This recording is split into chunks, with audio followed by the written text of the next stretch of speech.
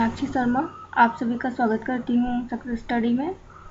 और मैं आपको पढ़ा रही हूँ NTA UGC नेट का फर्स्ट पेपर, जनरल पेपर जो होता है, ठीक है। और ये यूनिट फर्स्ट में आता है और मैं आज आपको पढ़ाऊँगी मेमोरी लेवल। तो इसके गुण दोष भी मैं बताऊँगी आपको। चलिए स्टार्ट करते हैं।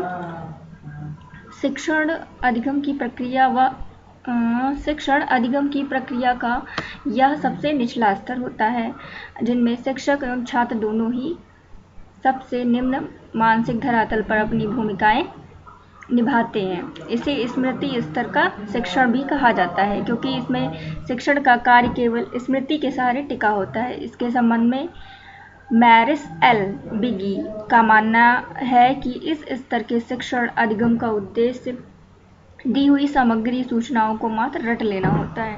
और ये जो मेमोरी लेवल होता है ये बच्चों के लिए बहुत ज़्यादा फ़ायदे वाला होता है और इसमें रटने पे जोर दिया जाता है, ठीक है। ये देखिए लिखा है रट लेना होता है, ठीक है। शिक्षक को जितना भी ज्ञान होता है वह पाठ्य पुस्तकों के माध्यम से छात्रों को पढ़ा देता है तथा छात्र भी बिना सोचे समझे पुस्तकों को सीधे रट लेते हैं। इस प्रकार के शिक्षण अधिगम में बौद्धिकता का स्तर काफ़ी कम होता है। इसका कारण यह है कि यहाँ किसी भी प्रकार की उच्च स्तरीय पाठ या सहायक सामग्री का उपयोग नहीं किया जाता है, ठीक है। और मैं आपको अब बताऊंगी स्मृति स्तर पर शिक्षण अधिगम का आयोजन। तो इसके उद्देश्य क्या है और आयोजन किस प्रकार किया जाए, ये सब मैं इन बिंदुओं पे मैं चर्चा करूंगी। तो इसका मुख्य उद्देश्य होता है, इस स्तर के शिक्षण अधिगम का उद्देश्य मात्र ज्ञान प्राप्त करना होता है और कुछ नहीं होता है, ठीक है। शिक्षक की भूमिका क्या होती है? इस स्तर के शिक्षण अधिगम को सफल बनाने में शिक्षक की महत्वपूर्ण भूमिका होती है, ठीक है। विषय वस्तु की प्रकृति एवं उनका प्रस्तुतिकरण। स्मृति स्तर के शिक्षण अधिगम में विषय वस्तु को चुनने पर विशेष ध्यान दिया जाता है। विषय वस्तु को पूर्णतया व्यवस्थित रूप से छात्रों के सामने प्रस्तुत किया जाता है जिससे उन्हें अपनी बौद्धिक शक्ति पर ज़्यादा बल नहीं देना पड़ता है, ठीक है। तो विषय वस्तु की प्रकृति एवं उनका प्रस्तुतिकरण आपको समझ में आ गया होगा, इसमें ज़्यादा कुछ समझाने की ज़रूरत नहीं है।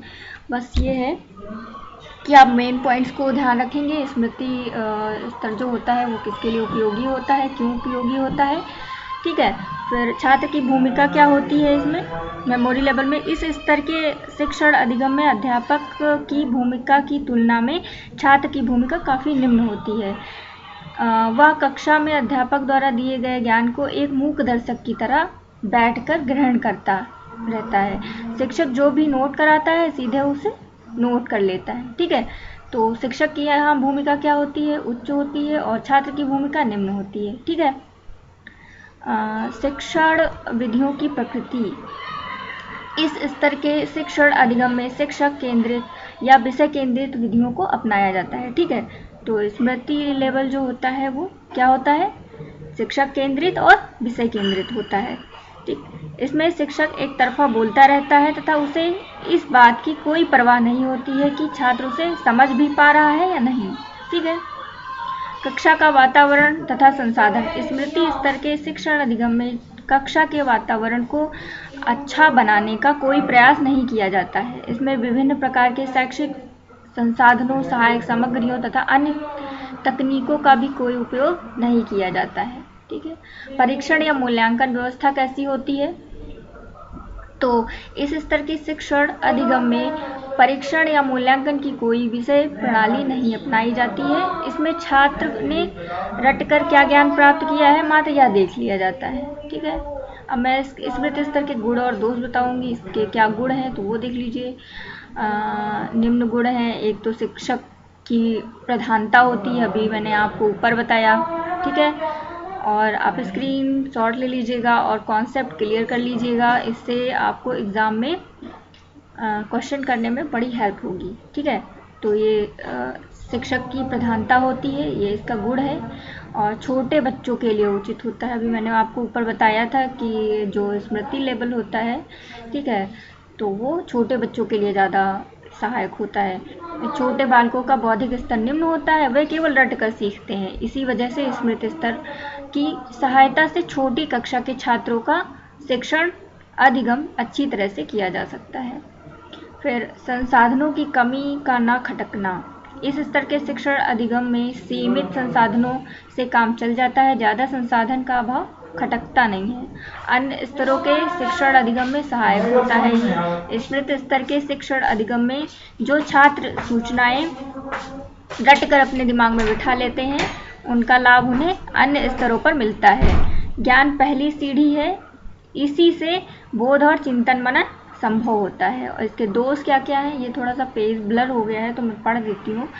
ज्ञान की विस्मृति होती है। इस स्तर के शिक्षण अधिगम से ज्ञान को रट कर प्राप्त किया जाता है। केवल रटा हुआ ज्ञान कभी भी प्रासंगिक नहीं होता है। ठीक है, इसकी ये दोष है कि ज्ञान की विस्मृति और व्यवहारिक ज्ञान की प्राप्ति में असहायक होता है। ठीक है, यहाँ पे कोई व्यवहारिक ज्ञान नहीं होता है।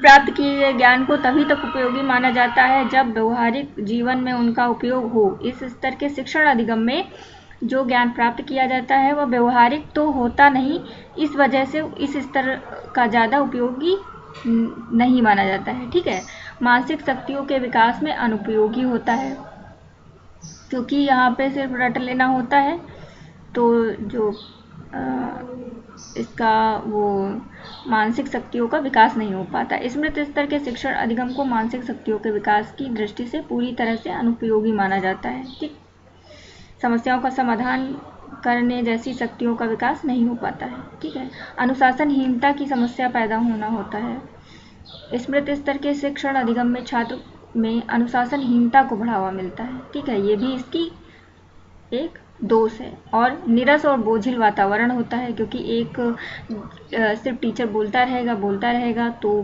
बच्चा क्या होगा कि वो परेशान हो जाएगा और हो सकता है वो पढ़े भी ना। ठीक है, इस स्तर का शिक्षण अधिगम शिक्षक तथा विषय प्रधान होता है तथा इसमें छात्रों को अंतःक्रिया के अवसर नहीं प्रदान किए जाते हैं। ठीक, इसी वजह से कक्षा में नीरस बोझिल वातावरण को जन्म देता है। ठीक है, तो ये रहे स्मृति स्तर के गुण और दोष। स्मृति स्तर को मैंने आपको डिफाइन कर दिया। और ये वीडियो आपको अच्छा लगे तो लाइक भी कर दीजिएगा और शेयर कर दीजिएगा। अगर आप मेरे चैनल को पहली बार देख रहे हैं तो सब्सक्राइब जरूर कर दीजिएगा, जिससे कि मेरी हर वीडियो आपको समय से मिल जाएगी। थैंक यू सो मच, मिलते हैं नेक्स्ट वीडियो में।